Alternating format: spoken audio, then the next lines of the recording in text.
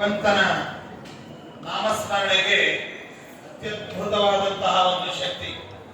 ನಾಮ್ನೋಸ್ತಿ ಯಾವತಿ ಶಕ್ತಿ ನಾಮನಿರ್ವಹಣೆ ಹರೇ ಎಂಬುದಾಗಿ ಹೇಳಿದಂತೆ ಭಗವಂತನ ನಾಮಗಳಿಗೆ ಪಾಪ ಪರಿಹಾರಕತ್ವ ಶಕ್ತಿ ಎಷ್ಟಿದೆ ಅದು ಮತ್ಯಾವುದಕ್ಕೂ ಇಲ್ಲ ಎಂಬುದಾಗಿ ಅಂತಹ ನಾಮಸ್ಮರಣೆಯನ್ನೇ ತಮ್ಮ ಉಸಿರನ್ನಾಗಿ ಆಗಿಸಿಕೊಂಡಂತಹವರು ನಮ್ಮ ರಾಮದಾಸರು. ಇವತ್ತು ಭಗವಂತನಿಗೆ ನಮ್ಮ ವಯಸ್ಸಿನಿಂದಲೋ ವಿದ್ಯೆಯಿಂದಲೋ ನಮ್ಮ ಸೌಂದರ್ಯದಿಂದಲೋ ನಮ್ಮ ಅಧಿಕಾರದಿಂದಲೋ ನಮ್ಮ ಜಾತಿಯಿಂದಲೋ ಭಗವಂತನನ್ನು ನಾವು ಪ್ರಸನ್ನೀಕರಿಸಿಕೊಳ್ತೇವೆ ಅಂತಂದ್ರೆ ಅದು ಸಾಧ್ಯವೇ ಇಲ್ಲ. ಅದಕ್ಕೆ ಪುರಾಣಗಳಲ್ಲಿ ಒಂದು ಮಾತನ್ನು ಹೇಳ್ತಾರೆ,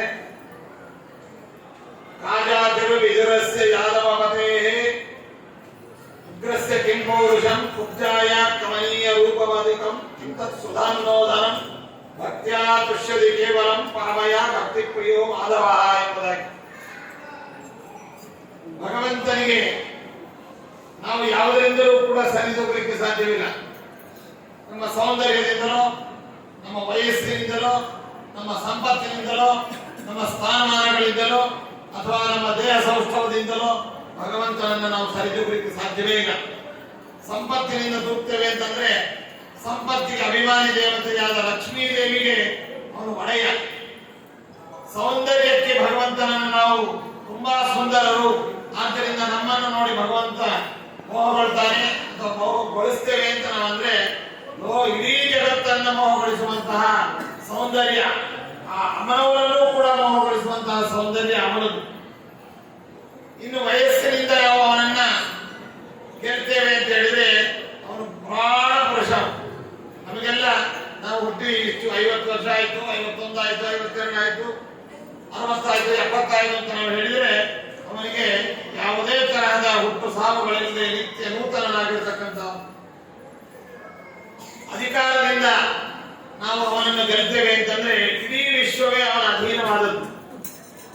ನಮಗೆಲ್ಲ ನಮ್ಮ ಮನೆಯಲ್ಲಿಯೇ ನಮ್ಮ ಅಧಿಕಾರ ನಡೆಯದೇ ಇದ್ರೆ ಇಡೀ ವಿಶ್ವದಲ್ಲಿ ಅಧಿಕಾರ ಒಂದಾಗಿ. ಹೀಗೆ ಯಾವುದರಿಂದಲೂ ಕೂಡ ನಾವು ಭಗವಂತನನ್ನು ಸರಿದೂಗಲಿಕ್ಕೆ ಅಥವಾ ಭಗವಂತನನ್ನು ಮಣಿಸಲಿಕ್ಕೆ ಸಾಧ್ಯವಿಲ್ಲ. ಕೇವಲ ಭಕ್ತಿ ಮಾತ್ರ ಪ್ರಿಯನಾಗಿರ್ತಕ್ಕಂತಹ ಭಗವಂತನನ್ನ ತಮ್ಮ ಭಕ್ತಿಯಿಂದ, ತಮ್ಮ ಕೃತಿಗಳಿಂದ, ತಮ್ಮ ನಾಮಸ್ಮರಣೆಯಿಂದ, ತಮ್ಮ ರಚನೆಗಳಿಂದ ಭಗವಂತನನ್ನು ಪ್ರಸನ್ನೀಕರಿಸಿಕೊಂಡಂತಹ ವಿಶಿಷ್ಟ ಸಾಧಕರು ರಾಮದಾಸರು. ಅಂತಹ ರಾಮದಾಸರು ನಮ್ಮ ರಾಯಚೂರು ಜಿಲ್ಲೆಯ ಒಂದು ರಕ್ತಗಳಲ್ಲಿ ಒಬ್ಬರು ಅಂತ ಹೇಳಲಿಕ್ಕೆ ಹೆಮ್ಮೆ ಆಗ್ತದೆ.